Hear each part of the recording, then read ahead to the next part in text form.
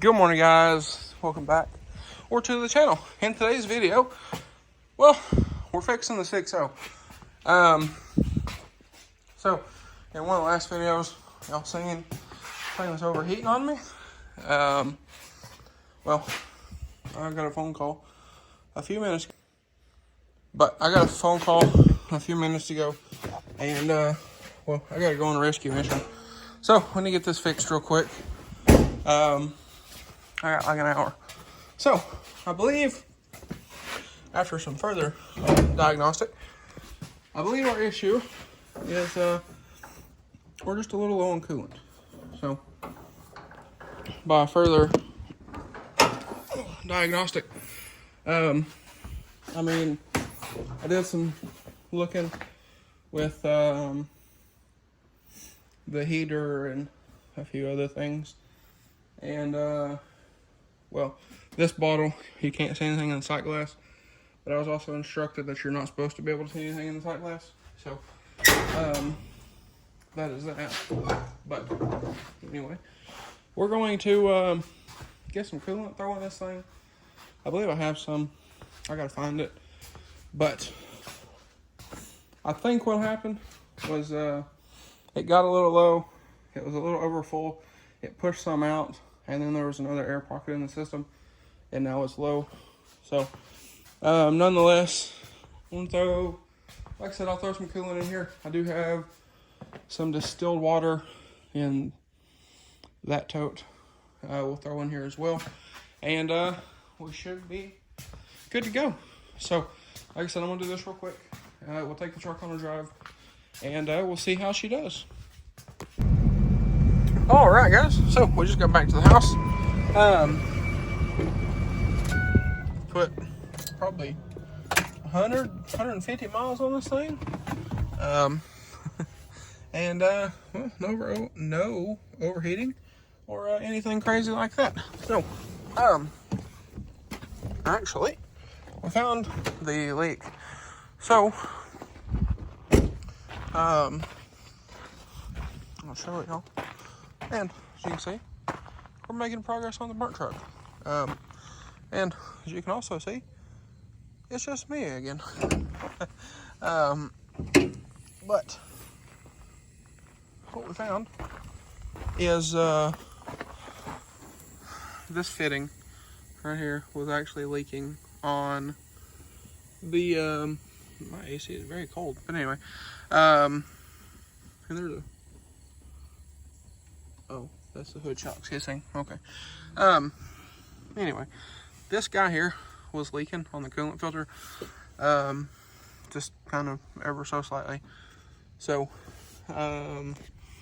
pulled this fitting back out, retaped the ever-living snot out of both of them, and well, as you can see, there's no drips. Everything is dry. There's a little bit of residue from before we cleaned it, but or before we put it back together, but nothing too crazy. So topped it back off with coolant, and well, I do believe we are good to go. Now, one thing that probably doesn't need to be sitting on that, but we'll figure that out later. Shouldn't be an issue at the moment. So this thing is good to go. But regardless, like I said, we made probably 100 miles in pretty much the heat of the day. So no issues, no overheating, none of that. We are, well, we're good to go with the truck. So anyway, at some point, I do have some more stuff for the truck, and I do have some ideas for the thing too. As we've been tearing apart the burnt truck, I've been kind of gathering a few ideas for the 6.0. And then with the activities of today with driving the 6.0, I've also gotten more ideas. So I need to sit down and spend some money at some point. And I can, well, sit down for a minute. But nonetheless, next on this, I need to get these steps off, and we'll work on getting this video ended out and all finished up But like I said, the 6.0 appears to be all fine and dandy. So I'm gonna keep an eye on those fittings.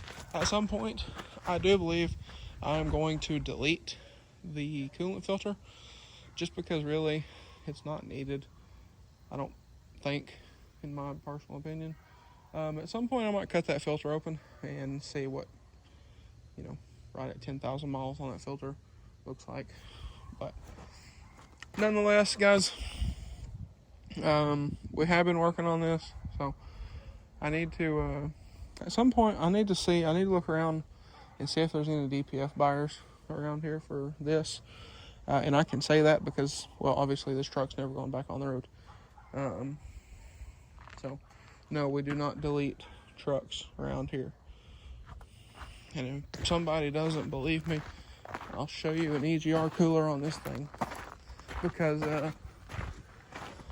well, no one typically likes to believe me on this topic. But I will show you, because this truck has an EGR cooler on it, believe it or not. We upgraded it some time ago, and well, it's been fantastic. Okay, so I don't know how well y'all are gonna see it, but it's in there.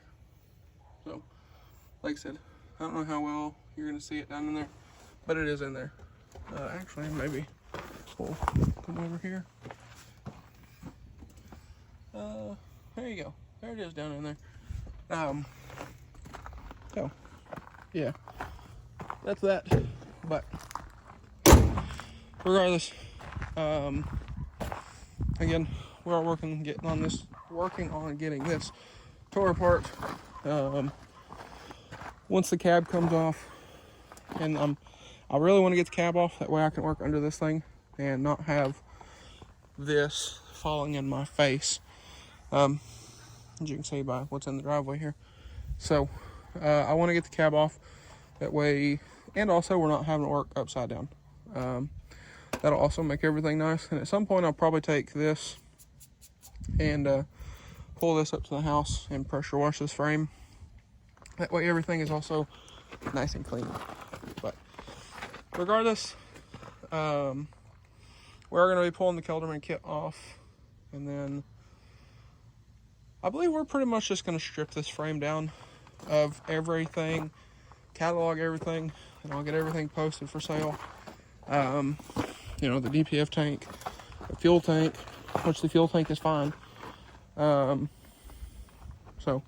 nothing back here really got that hot, except for that bedside, and I can say that comfortably because, well, this airline melted right there, and nothing further. So, all this stuff seems to be fine. But, like I said, I do have a plan for this Kelderman kit. Y'all stay tuned for that. But, nonetheless, we will get to this. So, anyway, guys, I reckon that is going to be a wrap for this one. So, once again, the 6.0 is back and good to go. Which is good because I broke the 300 the other day, and well, this is gonna be my daily for a little bit until my parts for that come in. But at some point we are gonna be tearing this apart.